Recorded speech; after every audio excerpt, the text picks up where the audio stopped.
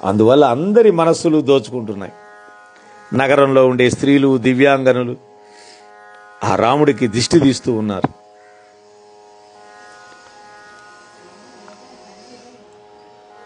అలా అత్యంత ప్రీతితోటి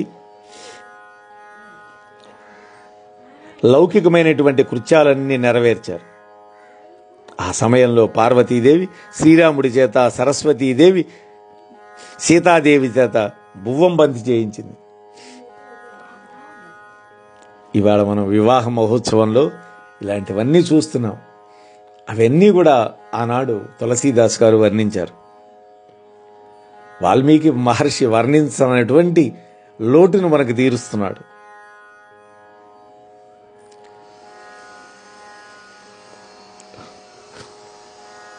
వధూవరులను అలా ఆటలన్నీ ఆడించి విడిది గృహానికి తీసుకొచ్చారు.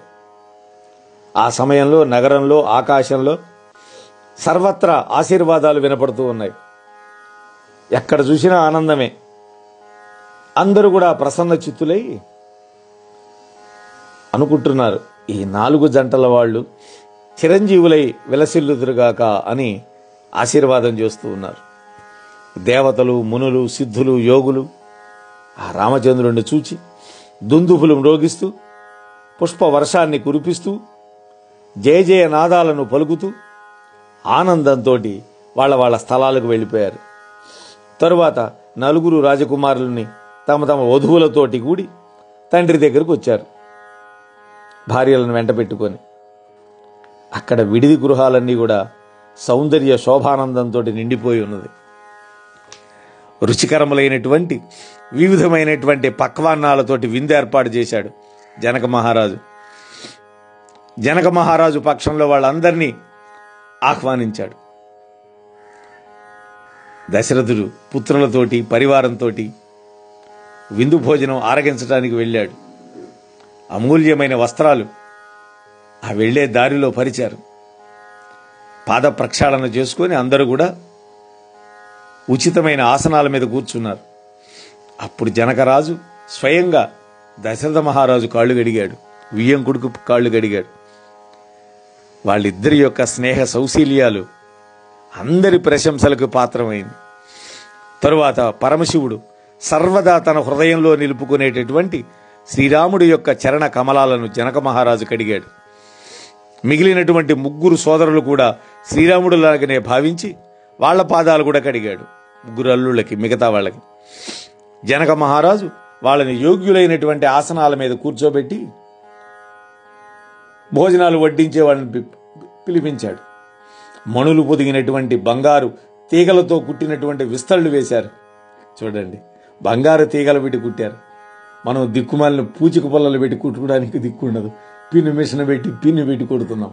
చూడండి, అది అక్కడ వైభవం.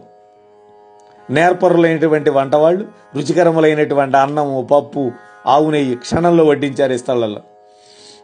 మొదట 5 కబళాలను ఈ 3 వేళ్లతో గ్రహించి బొటన వేలు, ఉంగరం వేలు, మధ్య వేలుతోటి ఆ నెయ్యి వేసిన ప్రాంతంలో 2-3 మెతుకులు పట్టుకొని వాళ్ళు నోట్లోకి ఆహుతులు సమర్పించారు. వాటిని ప్రాణాహుతులు అంటారు. వాటిని మంత్రయుక్తంగా స్వీకరించి అందరూ కూడా భోజనానికి ఉపక్రమించారు. సరస సల్లాపాలతోటి, పాటలతోటి, ప్రసన్నమైనటువంటి చిత్తములతోటి అపూర్వమైనటువంటి అమృత తుల్యమైనటువంటి వివిధమైనటువంటి పక్వాన్నాలు వడ్డించారు. కుశలురైనటువంటి వంటవాళ్ళు చిత్ర విచిత్రాలైనటువంటి స్వాదు వ్యంజనాలు, పచ్చళ్ళు, చతుర్వేద భోజన పదార్థాలు అంటే భక్ష్యము, భోజ్యము, చోష్యము, లేహ్యము. భక్ష్యం అంటే కొరికేది, భోజ్యం అంటే నవిలి తినేది, చోష్యం అంటే జుర్రుకునేది, లేహ్యం అంటే పేస్ట్ లాగా ఉండేది. ఒక్కొక్క రుచికి పలు రకాలైన వంటకాలు ఉన్నాయి. తీపికి కొన్ని వంటకాలు, పులుపుకి కొన్ని వంటకాలు, అలా 6 రుచులకి అనేక రకాల వంటకాలు. ఆ భోజన సమయంలో ఆ వనితామణులందరూ కూడా పురుషులను గురించి పేరు పేరున మధురంగా హాస్యపూరితమైనటువంటి, వ్యంగ్యపూరితమైనటువంటి గీతాలు పాడారు. మనం కూడా ఇక్కడ అట్లాగే మామ, బావ, మరదలు అని పేర్లతోటి పిలుచుకుంటూ వడ్డన చేస్తూ ఉంటాం. కాకపోతే ఇవాళ రేపు ఏమైంది, బఫే సిస్టమ్ పెట్టి దిక్కుమాలింది, పళ్ళాలు పట్టుకొని అడక్క తినే పరిస్థితి పెట్టాం. మనమే తెచ్చుకున్నాం. లేకపోతే ఒకవేళ వడ్డన చేస్తే బ్యాచ్ డ్రెస్ వేసుకొని దిగుతారు. వాడు ఏ కులమోడో తెలియదు, ఏ మతమో తెలియదు, వాడిని పిలిచి వడ్డన చేయమంటున్నాం. పూర్వం అలా కాదు, ఇంటికి వచ్చిన బంధువులే వడ్డన పని చేసేవాళ్ళు. మా అమ్మాయి పెళ్లికి మా బంధువులే చేశారు. కష్టమైనా సరే ఆ ఆనందం వేరు, ఆప్యాయత వేరు. కొసరి కొసరి వడ్డిస్తారు. అదే వాడెవడో ముక్కు మొహం తెలియనివాడు సప్లై వాడు వస్తే వాడికి ఏమన్నా ప్రేమ ఉంటుందా మన మీద? మెకానికల్గా పెట్టుకుంటూ పోతాడు అంతే. ఇక్కడ కూడా చక్కగా హాస్యోక్తులతోటి, వ్యంగ్యోక్తులతోటి పాటలు పాడుతూ వడ్డిస్తూ ఉన్నారు. ఆ సందర్భోచితమైనటువంటి రక్తి కట్టించేటటువంటి ఆ హాస్యం ఆనందదాయకమైంది. అపహాస్యం లేదు, హాస్యం మాత్రమే ఉంది. వాటిని విన్నటువంటి దశరథ మహారాజు తన పరివారంతో కూడా వినోదిస్తూ మొదలుపెట్టాడు. భోజనం పూర్తయిన తర్వాత సాదరంగా హస్త ప్రక్షాళన చేశారు. వాళ్ళే నీళ్లు పోశారు, చేతులు గడిగారు. జనక మహారాజు దశరథుడికి, ఆయన పరివారాలకి తాంబూలం ఇచ్చాడు. యథోచితమైన సత్కారాలు చేశాడు. ఆ రాజశిరోమణి అయినటువంటి దశరథ మహారాజు సంతుష్టుడై సకల మర్యాదలతోటి తన విడిదికి చేరుకున్నాడు. ఆ మిథిలా నగరంలో ప్రతిరోజు కూడా మంగళోత్సవాలు నిత్య నూతనంగా జరుగుతూనే ఉన్నాయి. కాబట్టి రాత్రి పగలు క్షణాల్లో గడిచిపోతున్నాయి. ఒకరోజు దశరథుడు ఉదయాన్నే మేల్కొన్నాడు. ఆ వంది మాగధులు ఆయన యొక్క గుణగణాలు ప్రశంసిస్తూ ఉన్నారు. తన నలుగురు కొడుకుళ్ళని కోడళ్ళని పిలిచి వాళ్ళని చూచి ఆనందపడి పొంగిపోతున్నాడు. ఆయన తన ప్రాతకాల కృత్యాలను ముగించుకున్నాడు. కులగురు వశిష్ఠుడి దగ్గరికి వెళ్ళాడు. దశరథుడి యొక్క హృదయం ప్రేమానందాలతో నిండి ఉంది. అప్పుడు ఆ దశరథుడు వశిష్ఠ మహర్షిని పూజ చేసి చేతులు జోడించి నమస్కరిస్తూ అమృతమయమైనటువంటి వాక్యాలు పలికాడు. మునీశ్వర, మీ దయ వల్ల నేటికి నా కోరికలన్నీ కూడా తీరినాయి. స్వామి, బ్రాహ్మణులను పిలిపించి చక్కగా అలంకరింపబడినటువంటి గోవులను అందరికీ కూడా దానంగా ఇప్పించండి అన్నాడు. ఈ మాటకు రాజుగారిని మెచ్చుకున్నాడు వశిష్ఠ మహర్షి. వాస్తవానికి ఆ రోజున ఉన్నటువంటి క్షత్రియ ఆచారం ప్రకారం వరుడు యొక్క తల్లులు వచ్చే ఆచారం లేదు పెళ్లికి. అందువల్ల ఎక్కడా కూడా వాళ్ళ ప్రస్తావన మనకి వాల్మీకి చేయలేదు, తులసీదాసు చేయలే, ఔచిత్యాన్ని పాటించి. కాబట్టి ఆ ముగ్గురు రాణులు రాల, కొడుకుల యొక్క పెళ్లి వాళ్ళు చూడల.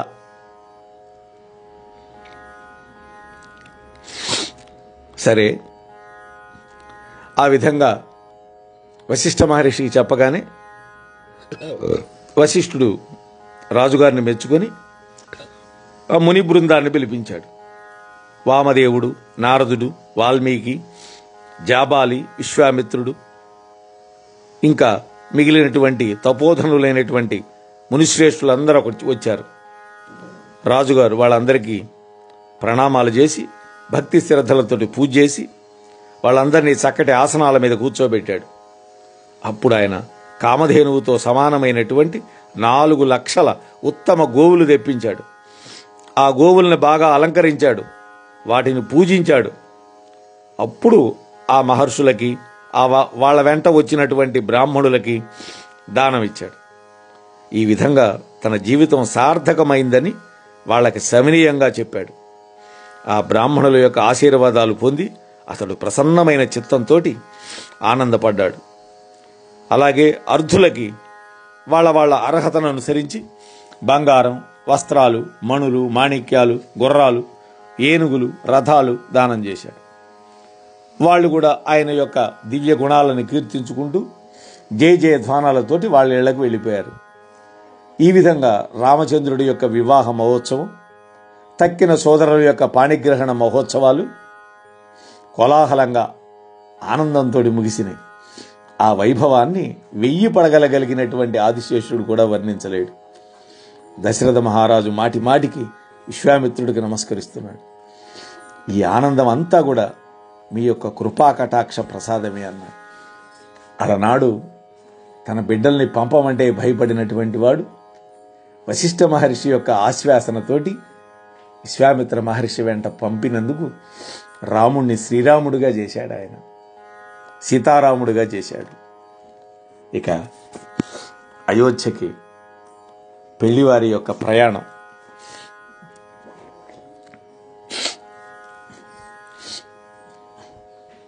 ఇలా అక్కడ కొంతకాలం ఉన్నారు.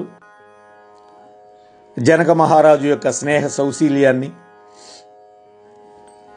సకల గౌరవ మర్యాదల్ని దశరథ మహారాజు అనేక విధాలుగా ప్రశంసించాడు. ఆయన ప్రతిదినం కూడా బయలుదేరటం, అలా బయలుదేరటానికి అనుజ్ఞ అడగటం, జనకుడు ఇప్పుడు వద్దులే రేపు బోదురులే అంటున్నాడు. ఆయన ఈ ఆదర సత్కారాలు నిత్య నూతనంగా వర్ధిల్లుతూ ఉన్నాయి. అనేక విధాలుగా అతిథి మర్యాదలతోటి వినోద ప్రదర్శనలు సాగిపోతున్నాయి. దశరథుడు అయోధ్య ప్రయాణానికి మిథిలావాసులు ఎవ్వరు కూడా సుముఖంగా లేరు. ఇంకా కొన్నాళ్ళు ఉంటే బాగుంటుంది, ఎందుకని వాళ్ళు రాముణ్ణి ఆ వంకతో చూడొచ్చు కదా. ఈ విధంగా పెండ్లి వాళ్ళు మిథిలా నగర ప్రజల యొక్క ప్రేమ పాశంలో బంధించబడ్డారు. ఇలా పెక్కు రోజులు గడిచిపోయినాయి. ఇక చివరికి విశ్వామిత్రుడు, శతానందుడు ఒకరోజు జనక మహారాజు దగ్గర కూర్చొని కొన్ని సూచనలు చేశారు. మహారాజా, మీరు మీ బంధు ప్రేమ కారణంగా దశరథ మహారాజు అయోధ్య వెళ్ళటానికి ఆమోదం తెలపకుండా ఉన్నారు. కాబట్టి అలా కాదు, వారి యొక్క ప్రయాణానికి దయతోటి అనుజ్ఞ ఇవ్వండి అన్నాడు. అప్పుడు జనక మహారాజు, మహానుభావులారా అట్లాగే కానివ్వండి అని పలికి మంత్రులను పిలిపించాడు. వాళ్ళు వచ్చి మహారాజుకి జయ జయం అన్నారు. అప్పుడు జనక మహారాజు, మహాత్ములారా మీరంతా ఆ అయోధ్యాపతి యొక్క తిరుగు ప్రయాణానికి త్వరపడుతూ ఉన్నాడని నాకు మహర్షులు చెప్పారు. కాబట్టి ఈ విషయాన్ని రాణివాసానికి చెప్పండి అన్నారు. అది వినగానే మంత్రులు, బ్రాహ్మణులు, రాజుగారు అందరూ కూడా ప్రేమ విహవలత్వం పొందారు. అప్పుడే వెళ్ళిపోతారా అని. పెండ్లి వారి యొక్క తిరుగు ప్రయాణ వార్త వినగానే ఆ మిథిలా నగర వాసులు ఇది నిజమా అనే ఆశ్చర్యంతో పరస్పరం ప్రశ్నించుకున్నారు. అతిథులు వెళ్ళిపోతున్నారని వాళ్ళ యొక్క ముఖాలు సంధ్యాకాల కమలాల వలె వెలవెలబోతున్నాయి. ఆ రోజుల్లో ఆ ప్రేమలు వేరు. ఇవాళ ఒక్కరోజు పెళ్లికే చచ్చిపోతున్నాం. ఈ జనం అంతా ఎప్పుడెప్పుడు వెళ్తారా అని. రోజులు మారిపోయినాయి, కలియుగం కదా, అట్లానే ఉంటుంది. సరే, అయోధ్య నుండి మిథిలా నగరానికి వచ్చేటప్పుడు పెండ్లి వాళ్ళు బస చేసినటువంటి ప్రదేశాలకి వాళ్ళు తిరుగు ప్రయాణం కూడా అటే వెళతారు. కాబట్టి ముందరగానే ఆయా ప్రదేశాల్లో ఆహార పదార్థాలన్నీ సిద్ధం చేశారు. పెక్కు విధాలైన పండ్లు, పక్వాన్నాలు, భోజన సామాగ్రులు బండ్ల మీద, కావళ్ల మీద జనక మహారాజు పంపించేశాడు. బాగా అలంకరించినటువంటి 1,00,000 గుర్రాలు, 25,000 రథాలు వాళ్ళ వెంట పంపించాడు. మంచి దిగ్గజాలు కూడా 10,000 మదపుడేనుగులు సాలంకారంగా పంపించాడు. బండ్లకి మీద బంగారం, వస్త్రాలు, రత్నాలు, అలాగే చూడి ఆవులు, పాడి ఆవులు. పాడి ఆవులు అంటే అప్పుడు పాలిచ్చేవి. చూడి ఆవు అంటే తర్వాత ఒక దూడని కని పాలిచ్చేవి. చూడి ఆవు కడుపుతో ఉన్నది, అదే కొన్నాళ్ళకి బిడ్డను ప్రసవించే ఆవు చూడిదంటే. అలాగే అనేక ప్రకారాలైనటువంటి కానుకలు పంచాడు.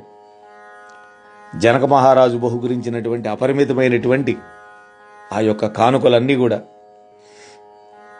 తమ సంపదలు అత్యల్పమని దిక్పాలలు కూడా భావించారు. అంత ఆశ్చర్యపోయారు.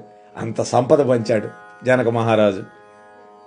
అష్టదిక్పాలకులు కూడా మన దగ్గర అంత సంపద లేదనుకున్నారు. వాడు ఈ విధంగా కానుకలన్నీ ఏర్పాటు చేసి వాటిని జనక మహారాజు అయోధ్య నగరానికి పంపించేశాడు. పెండి వాళ్ళంతా వెళ్ళిపోతున్నారనే వార్త వినగానే ఆ రాణులు అందరూ కూడా గిలగిల్లాడిపోయారు. వాళ్ళు మాటిమాటికి సీతమ్మని గుండెలు హత్తుకుని ఆశీర్వదించారు. అమ్మా, నీవు నీ పతికి అత్యంత ప్రీతిపాత్రమైన దానివి. ఆయనతో ఎల్లప్పుడూ కూడా సుఖజీవనం కలుగుగాక, నీకు దీర్ఘ సుమంగళీభవ అని ఆశీర్వాదాలు చెప్పారు. అప్పుడు అత్తమామలకి గురువులకి సేవలు చేయమ్మ అన్నారు. బుద్ధులు చెబుతున్నారు అమ్మవారికి, నీ భర్త మాట జవదాటద్దు అని హితవచనాలన్నీ చెప్పారు ఆ రాణులు. అక్కడ సఖులు ఉన్నారు.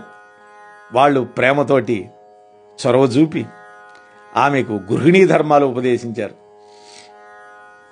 ఆ రాణులు వధువును అక్కన చేర్చుకొని బ్రహ్మదేవుడు ఆడవాళ్ళను ఎందుకు సృష్టించాడో అని తమ విచారాన్ని ప్రకటించారు.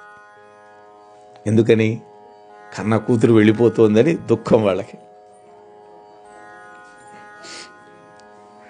ఆ సమయంలో శ్రీరామచంద్రుడు ప్రసన్న మనస్కుడై తన సోదరులతోటి కూడి జనకుని వద్ద సెలవు తీసుకోవడానికి వచ్చాడు.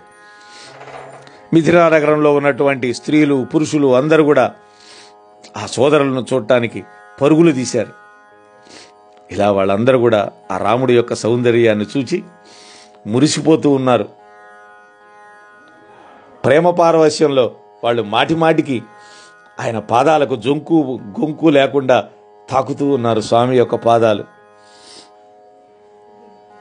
అది అదనుగా చూచి శ్రీరామచంద్రుడు ఆనందపడ్డాడు. ఆ తర్వాత శ్రీరాముడికి ఆయన సోదరులకి సుగంధ ద్రవ్యాలు పూసి స్నానాలు చేయించారు అంతఃపురంలో ఉండేటువంటి స్త్రీలు. తరువాత షడ్రసోపేతమైన భోజనం పెట్టారు. అది అదనుగా చూసి శ్రీరామచంద్రుడు స్నేహ సౌశీల్య సంకోచయుతమైనటువంటి మాటలు చెప్పాడు. మా తండ్రి గారు అయోధ్యకి వెళ్ళాలనుకుంటున్నారు. మీ అనుమతి కోసం మమ్మల్ని ఇక్కడికి పంపారు. కాబట్టి అమ్మా, మమ్ము మీ పిల్లల్లాగా భావించి వాత్సల్యంతో మాకు ఆదేశం ఇవ్వండి అన్నాడు. ఈ మాటలు వినగానే రాణివాసంలో ఉండేవాళ్ళు ఆందోళన పడ్డారు. అత్తగారులు మాట్లాడలేకపోయారు. వాళ్ళు రాజకుమార్తెలను అక్కున చేర్చుకొని వారిని వాళ్ళ భర్తలకు అప్పగించారు. ఇలా అంటున్నారు, ఈ సీతాదేవి తల్లి ఆ సునయనాదేవి ఉన్నదే, ఆమె ఆ సీతాదేవిని రాముడికి అప్పగించి చేతులు జోడించి ప్రార్థిస్తూ ఉన్నది. అత్తగారు, నాయన, నీవు సజ్జన శిరోమణివి, నేను ఒట్టు పెట్టుకొని చెబుతున్నాను, సీత నాకు రాజుగారికి మాత్రమే కాదు, మా బంధువులకు నగర ప్రజలకు ప్రాణాలతో సమానం. ఆమె యొక్క స్నేహ సౌశీల్యాలను గమనించి ఆమెను మీ సేవకురాలుగా భావించండి. రామా, నీవు పూర్ణకాముడివి, జ్ఞానులలో తలమానికం, భావప్రియుడవు, భక్తుల యొక్క గుణాలను గ్రహించి వాళ్ళ దోషాలను రూపుమాపుతావు, కరుణానిధివి. ఈ విధంగా పలికి ఆమె శ్రీరాముడి యొక్క పాదాలకు నమస్కరించింది. ప్రేమోద్వేగంతో ఆమె కంఠం మోగబోయింది. ఆమె మౌనం వహించింది. ప్రేమపూరితమైనటువంటి ఆమె మాటలు విన్నటువంటి రాముడు చేతులు జోడించి నమస్కారం చేసి అనుజ్ఞ కోసం సగౌరవంగా ఆమెను ప్రార్థించాడు. మాటిమాటికి నమస్కరించాడు. ఆమె ఆశీస్సులు గైకొని రఘురాముడు తలకాయ వంచుకొని తన తమ్ముళ్లతో కూడి ఆమె నుండి సెలవు తీసుకున్నాడు. వాళ్ళ యొక్క సుందర మధుర మూర్తులను హృదయాలలో నిలుపుకొని రాణులు ప్రేమతోటి విహ్వల మనస్కులయ్యారు. తరువాత నిబ్బరం వహించి తమ కూతుళ్లను పిలిచి వాళ్లను పదే పదే హక్కున చేర్చుకుని వారిని కొంత దూరం సాగనంపారు. కానీ మనస్సు నిలబడాల. రాణులు కొంత దూరం వాళ్లతో నడిచి తిరిగి వెనక్కి వచ్చేశారు. కానీ ప్రేమ తమకంలో మళ్ళా వారిని సమీపించి ఆలింగనం చేసుకుంటూ ఉన్నారు. ఇలా పెక్కు పర్యాయాలు రాణులు వారిని అనుగమించారు. చివరికి దూడల నుండి ఆవులను వేరు చేసినట్లుగా ఆ సఖులున్నారే చెలికెత్తెలు, వాళ్ళని మెల్లిగా తప్పించి రాజమహల్కి తీసుకువెళ్ళారు. రాణులే కాదు, ఆ మిథిలా నగరంలో ఉండే స్త్రీలు, పురుషులు, దాసదాసీలు ప్రేమోద్వేగాలకు లోనైనారు. కరుణరసం, విరహవేదన ఆ నగరంలో మూర్తీభవించినట్లుగా ఉన్నది. బంగారు పంజరంలో ఉంచబడి జానకీదేవి దగ్గర మాటలు నేర్చుకున్నటువంటి చిలకలు, గోరువంకలు వైదేహి ఎక్కడ అని పలుకుతూ ఉన్నాయిట. ఆ మాటలు విని మనశ్శాంతి ఎవరు కోల్పోకుండా ఉంటారు? పశుపక్షాదులే ఈ విధంగా వ్యాకుల పడుతూ ఉంటే ఇక మనస్సున్న మనుషుల సంగతి ఏంటి? జనకుడు తన సోదరుడైన కుశధ్వజునితో పాటు అక్కడికి వచ్చాడు. ప్రేమాతిరేకం వల్ల అతని కన్నులు చెమ్మగిల్లినాయి. ఆయనను అందరూ విరాగి అనుకుంటారు. కానీ భర్త వెంట వెళుతూ ఉన్న సీతాదేవిని చూచి ఆయన ధైర్యం, వైరాగ్యం ఎగిరిపోయింది. అటువంటి తల్లి ఆమె. ఆ బిడ్డను హక్కున చేర్చుకున్నాడు. చూస్తూ ఉండగానే ప్రేమ ప్రవాహం వరదలు కాగా ఆయన యొక్క జ్ఞానం అనేటువంటి ఆనకట్ట బీటలు వారింది. ఏమి ఉపమానాలు! మంత్రులు, ఆత్మీయులు ఆయన్ను ఊరడించారు. అది శోకానికి తగిన సమయం కాదని గ్రహించి జనక మహారాజు కుమార్తెలను కౌగిలించుకుని వాళ్ళకి ధైర్యం చెప్పి పల్లకీలు తెప్పించాడు. జనకుని యొక్క పరివారం ప్రేమతోటి వివశులైనారు. శుభముహూర్తం చూసుకొని జనకుడు విఘ్నేశ్వరుణ్ణి, సిద్ధిదేవిని స్మరిస్తూ ఆ వధువులను పల్లకీలో కూర్చోబెట్టాడు. అలాగే జనక మహారాజు తన బిడ్డలకి పెక్కు విధాలైనటువంటి ఉపదేశాలు ఇచ్చాడు. స్త్రీ ధర్మాలు చెప్పాడు, వంశ సంప్రదాయాలు చెప్పాడు. సీతాదేవికి విశ్వాసపాత్రురాలు అయినటువంటి దాసదాసీజనులని ఆమెతో పాటు పంపాడు. సీతాదేవి భర్తతోటి అత్తవారింటికి ప్రయాణమైనప్పుడు నగరవాసులు అత్యంత వ్యాకులపాటుకు గురైనారు. అయితే శుభశకునాలు, మంగళకరాలైన చిహ్నాలు గోచరించినాయి వాళ్ళకి. అప్పుడు బ్రాహ్మణులతోటి, మంత్రులతోటి, ప్రజలతోటి కలిసి జనక మహారాజు కొంత దూరం వాళ్ళని అనుగమించాడు వీడ్కొలుపు చెప్పడానికి. భాజా భజంత్రీలు మోగినాయి. రథ గజ తురగాలు అలంకరించబడ్డాయి. అప్పుడు దశరథుడు బ్రాహ్మణులందరికీ దానాలిచ్చి వాళ్ళని సంతృప్తులను చేశాడు. వాళ్ళ యొక్క పాదధూళిని శిరస్సున దాల్చాడు. వాళ్ళ యొక్క దివ్య ఆశీస్సులు పొందాడు. విఘ్నేశ్వరుని సమర్పించాడు. ప్రయాణమైంది. మంచి శకునాలు ఎదురైనాయి. దేవతలందరూ హర్షంతో పుష్పవర్షం కురిపించారు. అప్సరసలు పాడారు. దుందుఫులు మోగినాయి. దశరథుడు సంతోషంగా అయోధ్య నగరానికి బయలుదేరాడు. అలా దశరథ మహారాజు బ్రాహ్మణులను, ప్రముఖులైనటువంటి పురజనులను, అక్కడ ఉండే ప్రజలను అనునయించి సాదరంగా వాళ్ళందరినీ వెనక్కి పంపించాడు.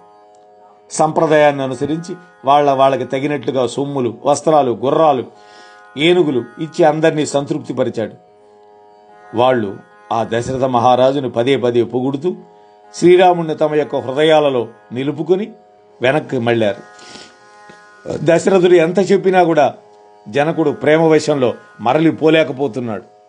అప్పుడు దశరథ మహారాజు రథం దిగి మర్యాదగా, మహారాజా, మీరు ఇప్పటికే చాలా దూరం వచ్చారు, ఇకనైనా మరలిపోండి అని అనగానే ఆయన కళ్ళలో నీరు నిండింది. అప్పుడు జనక మహారాజు చేతులు జోడించి ప్రేమామృత వచనాలను మాట్లాడాడు. హే దశరథ మహారాజా, మీరు నా మీద అమితమైనటువంటి గౌరవాన్ని చూపించారు.